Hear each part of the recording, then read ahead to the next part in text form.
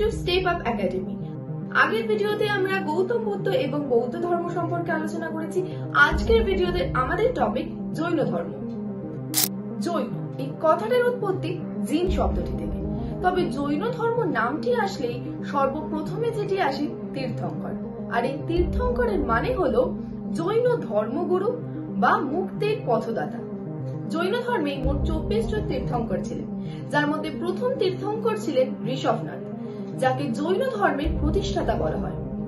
ঋষভনাথের প্রতীকী চিহ্ন ছিল ষাঁড় এবং এনার উল্লেখ পাওয়া যায় ঋগ্বেদে। বাকি 23 জন তীর্থঙ্করের মধ্যে উল্লেখযোগ্য ছিলেন 23তম তীর্থঙ্কর পার্শ্বনাথ, যার প্রতীকী চিহ্ন ছিল সাপ, এবং 24তম ও শেষ তীর্থঙ্কর ছিলেন বর্ধমান মহাবীর, যার প্রতীকী চিহ্ন ছিল সিংহ। এবার আমরা আলোচনা করব এই শেষ তীর্থঙ্কর অর্থাৎ বর্ধমান মহাবীর সম্পর্কে। 540 খ্রিস্টপূর্বাব্দে বিহারের মুজাফফর জেলার কুন্দ গ্রামে বর্ধমান মহাবীর জন্মগ্রহণ করেন। তার পিতার নাম ছিল সিদ্ধার্থ এবং মাতা ছিলেন ত্রিশলা।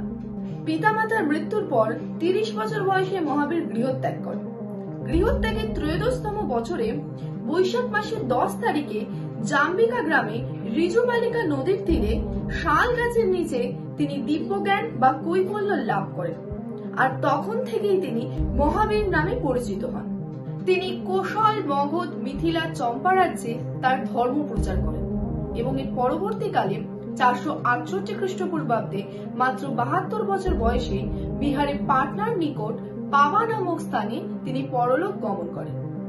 মহাবীরের মৃত্যুর পর ভদ্রবাহু, যিনি প্রবাসীদের পথপ্রদর্শক ছিলেন, তিনি মহাবীর প্রতিষ্ঠিত নিয়ম অর্থাৎ নগ্নতার নিয়ম মানতে বাধ্য করেছেন। অন্যদিকে স্থূলভদ্র উত্তর ভারতের সন্ন্যাসীদের নেতা, তিনি তার অনুগামীদের শ্বেত বস্ত্র পরিধান করার অনুমতি দিয়েছিলেন। আর তখন থেকে জৈন ধর্ম দুটি ভাগে বিভক্ত হয়ে যায়, একটি হলো দিগম্বর, অন্যটি হলো শ্বেতাম্বর। দিগম্বর অর্থাৎ যারা নগ্নতার নিয়ম মানতেন, আর শ্বেতাম্বর অর্থাৎ যারা শ্বেত বস্ত্র পরিধান করত। জৈন ধর্মে 3 রত্ন বা ত্রিরত্ন বিষয়ে বলা হয়েছে। এগুলি হলো নির্বাণের পন্থা বা মুক্তির পথ। এগুলি হলো সঠিক জ্ঞান, সঠিক পথ এবং সঠিক চরিত্র। জৈনদের ধর্মগ্রন্থের নাম হলো দ্বাদশঙ্গ।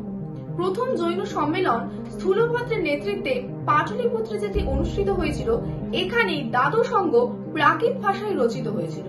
দ্বিতীয় জৈন সম্মেলনটি হয় গুজরাটের বল্লভী বা বলভীতে, আর এখানেই জৈনরা দুটি ভাগে বিভক্ত হয়ে যায়, শ্বেতাম্বর ও দিগম্বর।